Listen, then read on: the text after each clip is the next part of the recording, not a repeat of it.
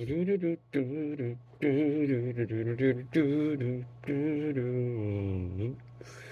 guys, I'm going to put together some kind of uh, top 10 best of books I read for 2025 or 2026. I don't know, 2025. I usually try to do books that were just released that year, but kind of there's too many books that come out nowadays. I can't even keep up. So I might do like maybe top five of 2025 that I read that I got to, and then a top 10 or so of just my favorite books that I read that year, last year, and maybe some books I'm looking forward to getting to still. But what I figured I'd do today is share a couple of things with you. This week, Friday actually, I read Todd Keesling's Scan Lines. This I think I bought this edition in 2020 when it came out. This is with Dim Shores, and as you can see right here, it's number 114 of 150 copies, signed by the man himself. I read this book. It was really dark. This is a really dark book, um, but it was really good. So I would read it if I was you. I read it in one day. It's 85 pages or something like that.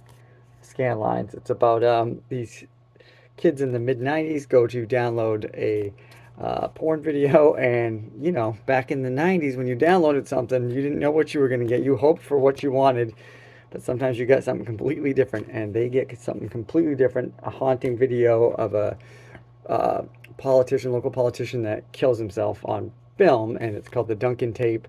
And so that's not bad enough that you've witnessed that instead of boobs. You also get you're haunted by this tape, and some of the people do terrible things. So it's a quick read. It's very good. Todd's awesome. Also read The Sundowner's Dance by him this year. Probably my second favorite book of last year that I read. Um, Behind Indian Burial Ground by Nick Medina. But yeah, Todd's awesome. Devil's Creek, awesome. Ugly Little Things, his short story collection, amazing. Um, can't say enough about Todd. Can't wait for his next book.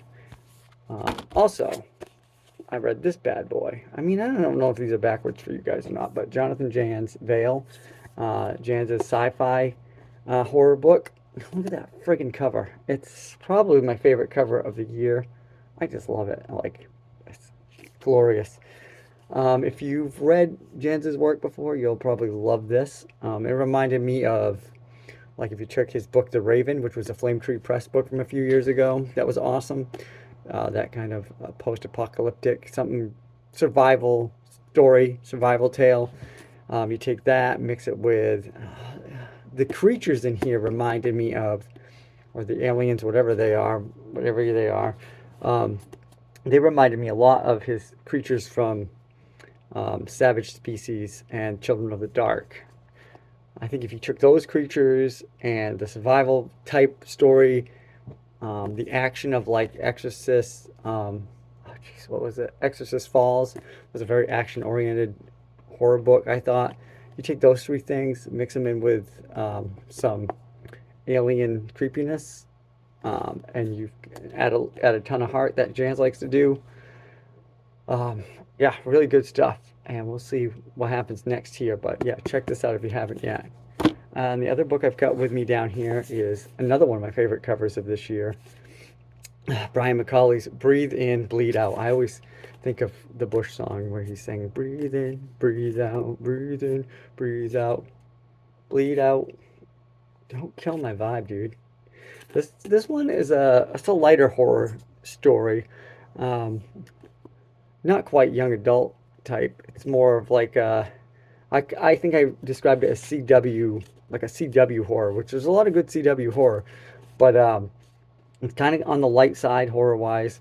Kind of had a bit of Scooby Doo, and I love Scooby Doo, so I don't have a problem with that. Mystery, including the Minor 49er, which is kind of one of the bad guys in here, sort of maybe. You have to read it, check it out. Anyways, this was a good one too.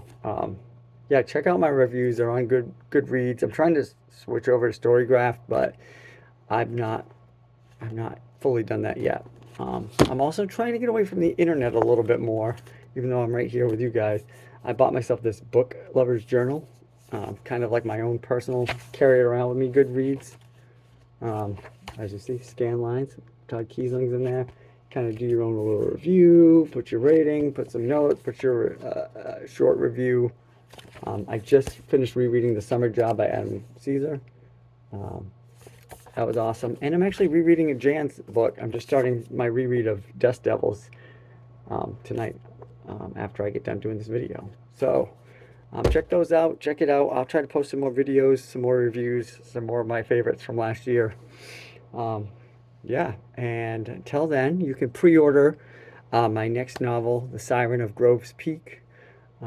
It's about a siren off the coast of a Maine coastal lobstering town called Groves Peak that I made up myself. Um, and there's a pact of some sort with this siren and the success of this lobstering community. Something terrible happens and messes everything up, and all hell breaks loose. And I think you guys are gonna love it. It comes out June 16th, I think, this summer, on Flame Tree Press. So yeah, pre-order that. Find it. The Siren of Groves Peak, Glen Rolfe. I'm out. See you.